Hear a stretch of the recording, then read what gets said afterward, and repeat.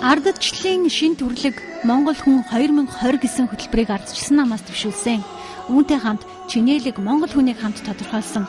Чинээлэг Монгол хүн гэмт хэрэг хийхгүй, хүний нутагт ажил хийхгүй, сэтгэл тэнүү амьдарч өөрийн үн цэнийг мэдрэх болно. Өвөр хангаа аймгийнхан энэ хөтөлбөртөө нийцэж хөгжнө гэж илэрхийлж байна.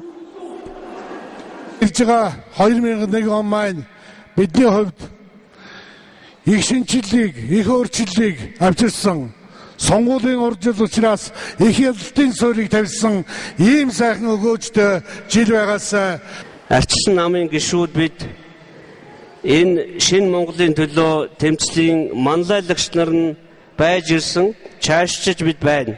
Нэг сарын 1-ээс эхлээд энэ ажил эхлэх. Монгол хүн хиймэрлэг, шин зүйлийг хурдан тусгадаг, ямар ч орчинд шантардаггүй. Ажлын байр сайн цалин байхад ямар ч үндэснээс дутахгүй ирч хүчтэй байж чаддаг.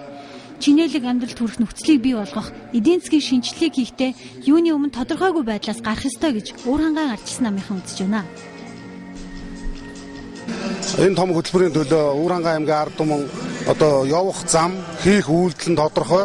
Гэр бүл, хамт олон хүмүүс өвөр хангаан аймгийн иргэд ирээдүйд бүтээн байгуулах зам нь тодорхой. Тэгээ юу хийж бүтээх нь тодорхой. Иргэдээ тодорхойгүй байдлаас гаргая. Хөгжил дэвшил рүү явъя. Бусд орон нутгууд бол бид ингээд зогсоод байх юм бол биднээс төрүүлээ явчихна. Тийм учраас бид санаачлагтай байх ёстой.